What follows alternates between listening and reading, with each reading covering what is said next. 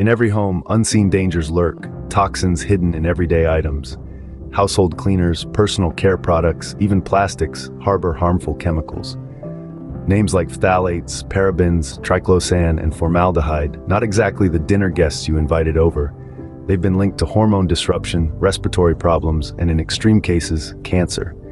But fear not, there are ways to minimize your exposure.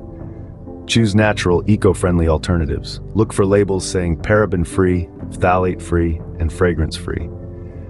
You can even craft your own cleaning products from vinegar, baking soda, and essential oils.